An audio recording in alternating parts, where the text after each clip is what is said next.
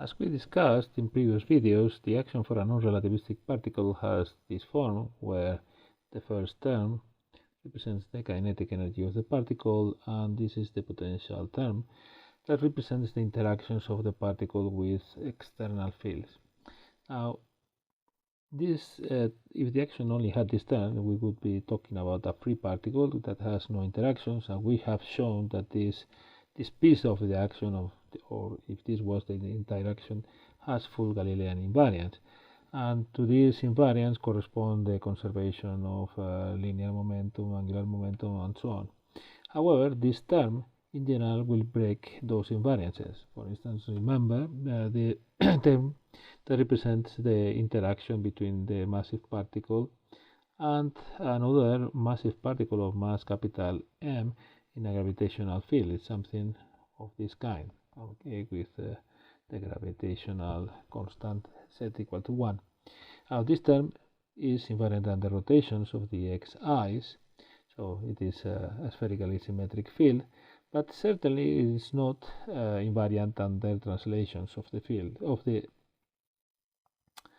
variables. Certainly it is not invariant under translations of the variables xi.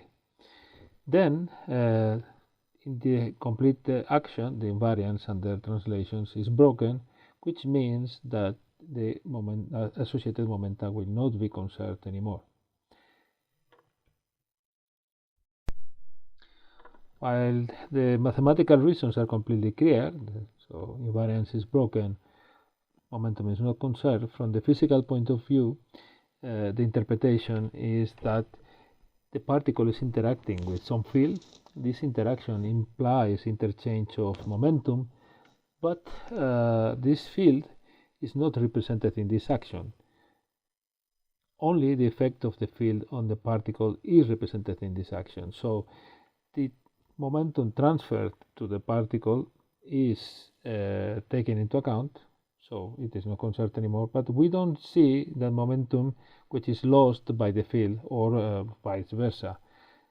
If we were able to take that into account, the total momentum would be conserved, which could be, and this would be an expression of the third law of dynamics, of action and reaction, which can be interpreted always as conservation of total momentum. Another way of saying the same thing from the physical point of view is that the particle that we are considering is, from the point of view of the field with which it interacts, is a test particle. So the particle can feel the field and the interaction, but the field does not back react to the existence of the particle. The production of a field of the same kind by this particle, which would be part of the action-reaction mechanism, is just not taken into account. So we would have to have actions that describe complete systems. So more than one particle, if these fields are produced by other particles, and all the fields that are produced by them should be taken into account. Then in that case, okay, with all these fields and the particles taken into account, this action would be really invariant under the whole Galilean group, in particular under translations, if that was the symmetry that was broken by this interaction, and the total momentum would be conserved again. And the third law of dynamics could be satisfied.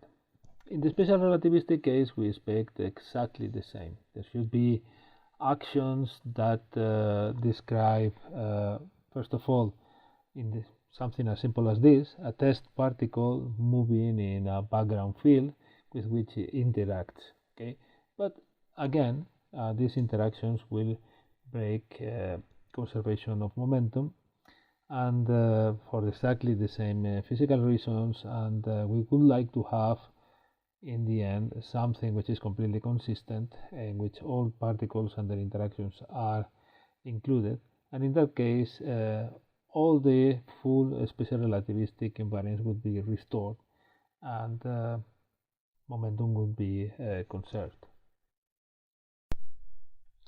For the moment, we will try to construct actions for test particles moving in the background of some relativistic fields. For that, in order to do that, we have to study relativistic fields first. However, we can learn many interesting things by studying what are the possible terms that we can add to the action of the relativistic massive particle that I'm going to write now. This action is reparameterization invariant and also Poincare invariant. But as we have discussed, if we add any interactions to this action, so terms, let's say like a potential term involving x's, x dots, and maybe nothing else, and maybe, well, explicit functions of lambda, if this makes any sense. In principle, these interactions will break Poincare invariant. This is okay for the physical reasons that we have explained before, so we don't expect Poincare invariant to survive to the interactions, to the addition of interactions. But there is no reason why the invariants and the reparameterizations of the worldline parameter lambda should be broken by the introduction of these terms. Reparameterization invariance is a very important symmetry of this action. It reflects a very important fact, which is that lambda has no physical meaning and there is no preferred lambda.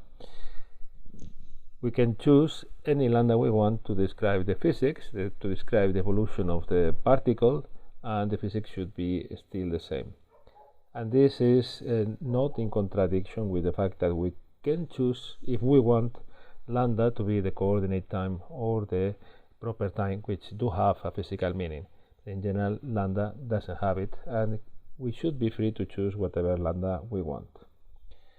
Then you may ask also yourself what is the difference between the non-relativistic particle and the relativistic particle actions, in the sense that it seems that the non-relativistic particle has to be described always by coordinate time.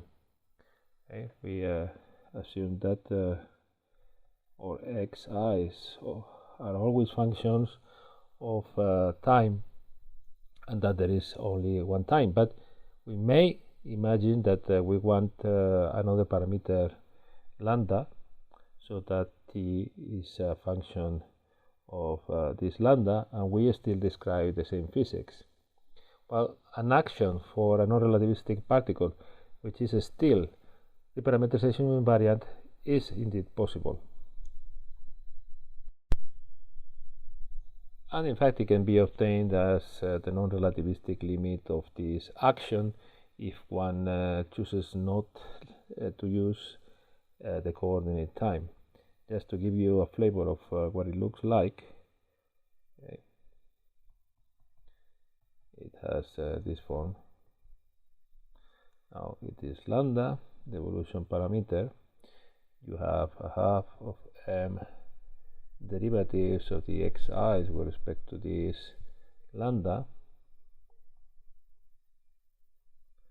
and everything is divided now by the derivative of time with respect to lambda, because now time is also a function of lambda.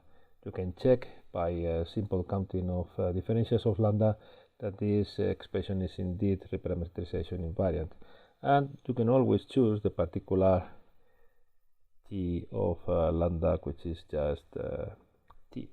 Or you define this lambda equal to t of lambda, and this is just the coordinate time. Okay, this is just a curiosity for us, but of course these kind of actions are of use in certain areas of physics. Going back to our discussion, the question now is, can we introduce a potential like this, which is consistent with reparameterization invariance, independently of the fact that it breaks Poincare symmetry or not? And since these potential functions are in general scalar functions, then the answer is not, because if this behaves as a scalar, it will not generate the factor d lambda prime over d lambda that we need in order to cancel the Jacobian factor that comes from the change of variable here. in the integral. So this is just not allowed. But if it is not allowed, then the question arises as to how can one get a potential term in the non-relativistic limit if the potential is not allowed in the relativistic case. And if the potential cannot be a scalar, the only possibility is that the potential is really part of a field that transforms non-trivially under the parametrizations. The non-relativistic action gives us a clue, because what we have there, what we actually write, is not just v, it's dt v. And this looks like the zero component of a one-form field. So a one-form field, a mu, dx mu, has a term a0 dx0 plus additional terms that we don't see, and possibly this is a possibility, this a0 could be identified with v. Okay, let's see if this is possible and what the full interaction would look like. So if we have dt v, we multiply by c and divide by c, and we have to add the rest of the terms, the xi, ai, but because everything comes multiplied by c dt, we write it this way. So we divide by c dt everywhere. Okay, and we call this we rewrite it like d of ct, which is going to be x0, and everything that you have inside you write as dx mu dct a mu.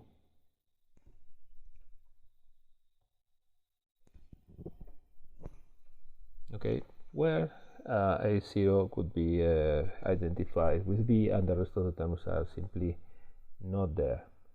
Now, if instead of time you have of the coordinate time you had a general parameter lambda, okay, this would be d of lambda dx mu d lambda a mu, or the way you usually write this would be a mu x dot mu. So this is a possible interaction, okay, that we could add to this action. Let's see what happens if we indeed write here a term like this plus a mu x dot mu. Okay, maybe with some constant here that we are not going to determine right now. Okay, what you find is that this is in fact the coupling of a charged relativistic particle to the electromagnetic field. And in the conditions in which you can ignore the x dot i's and only a0 x dot 0 remains, this term gives you the potential that you have, for instance the electrostatic potential in the non-relativistic case. This is probably the best example of the coupling of a massive relativistic particle to a relativistic field, and observe that here this term preserves invariance under reparametrizations. Now, there is another much less obvious way of adding an interaction with a potential in the special relativistic particle action. Okay, and this potential would enter in this form. So we don't add anything, let's say, to this kinetic term, and we are going to modify it. Normally we have the term dx0 d lambda squared with a factor 1, but now we decide to add a term 2v over mc squared. We'll see why precisely with this normalization, and the rest of the terms, the x dot i's, just remain the same. Okay, now if this v that we have added here transforms in principle like a scalar, then this action is still reparameterization invariant, which was the condition that we imposed. So it fits what we want. Okay, this and the second thing is to see, so the first requirement, so it fulfills the requirement that it is reparameterization invariant, but the second requirement that we wanted to impose is that it should give us back this action of the non-relativistic particle with a potential. So let's see if this happens or not. Okay, just to simplify matters, I choose lambda to be the coordinate time, so it is ct, and this implies that this is minus mc squared dt. Okay, and let me write this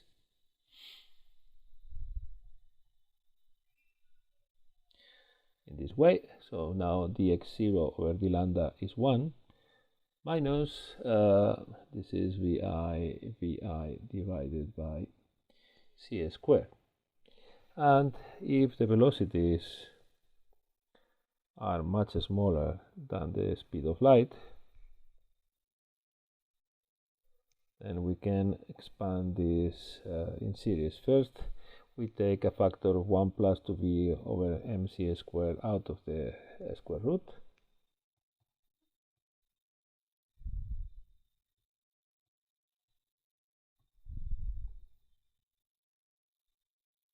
So this is still an identity,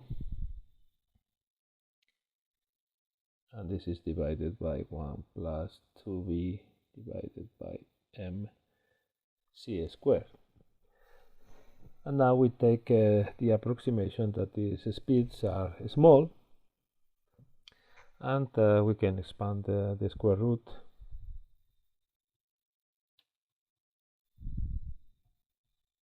with this factor still in front,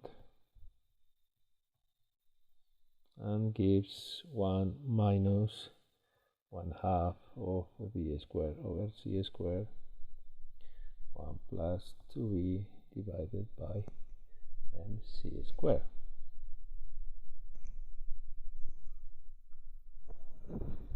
Okay, let us multiply here everything.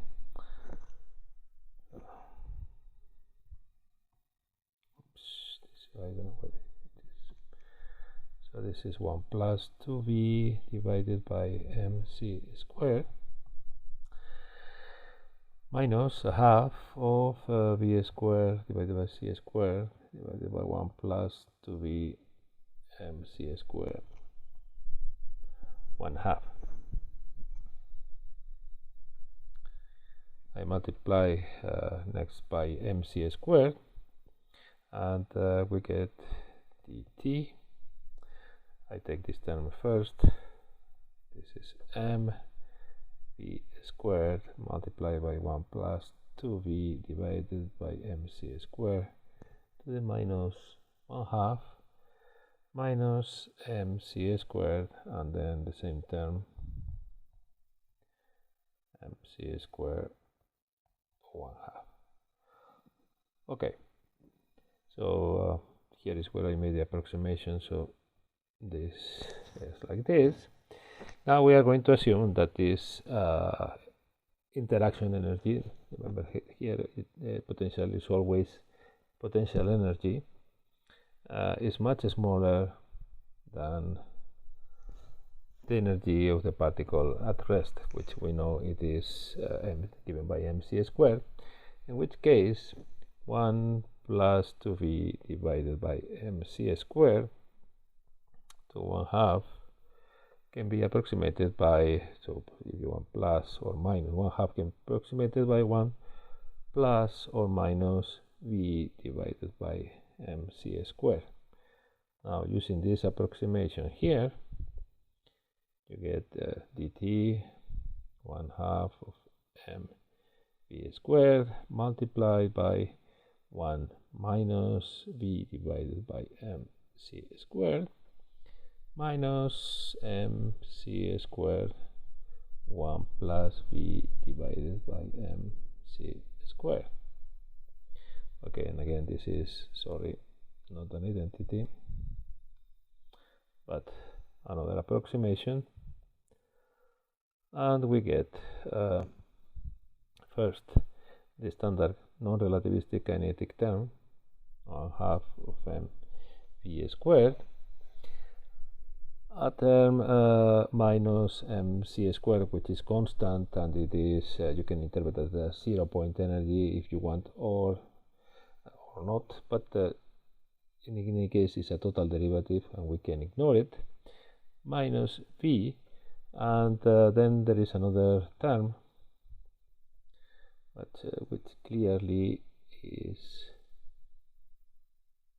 much smaller, okay, because it contains this factor b squared over c squared. So at the order at which we are working, we can also ignore it, okay, and in this case if we ignore it, this is a further approximation and you end up with the action of the non-relativistic particle coupled to a potential v, which is scalar, transforms as a scalar, but still is has been introduced in the original action of the relativistic particle in a way such that it preserves reparameterization invariance. So this is a second example of the coupling of the massive particle to a relativistic field, but which relativistic field? Because it is not obvious here. It is just a function multiplying this, but remember that originally we had here eta mu x dot mu x dot nu. So here we have modified one of the components of eta mu nu, and effectively we have changed eta mu nu by g mu nu, whose component g00, the one that is contracted with x0 squared, is given by 1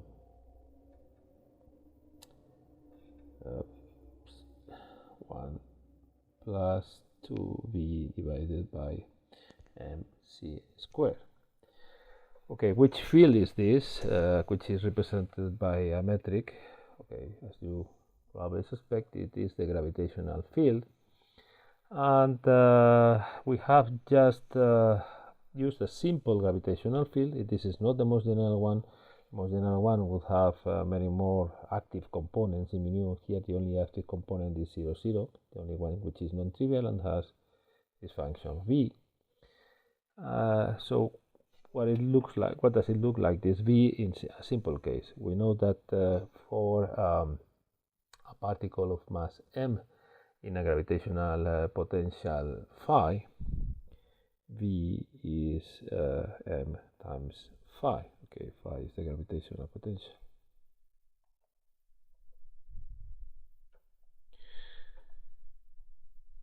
Oh, in a static gravitational field, for instance, and v is the potential energy. So if this is the case, then to this kind of gravitational field, corresponds a G00, which has the form 1 plus 2 phi divided by C squared. And now in this very simple way, we have obtained an extremely important formula that really deserves to be framed in color. Still, it is a bit early maybe to appreciate the full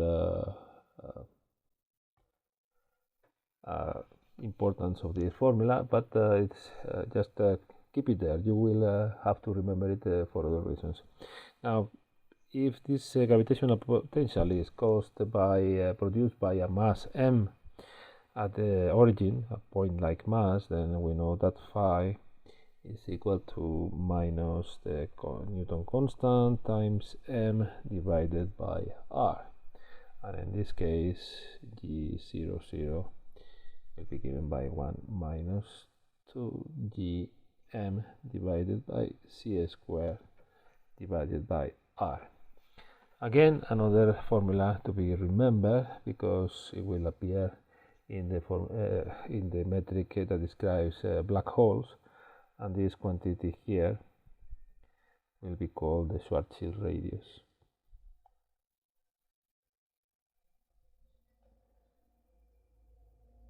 Okay, so let me frame it again before we finish this video, just for the pleasure of doing it. Okay.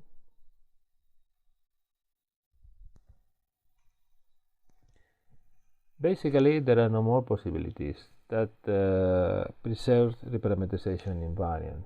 So a massive particle can be consistently coupled to the metric, which is the gravitational field, to a one-form field, which is, as we are going to see, the electromagnetic field, and maybe it can also be coupled to scalar fields, but we are not going to study that coupling, so we will just stay with these two. And certainly beyond that, all the possibilities that have been found are exotic, and in principle we don't know of any realizations of them in nature.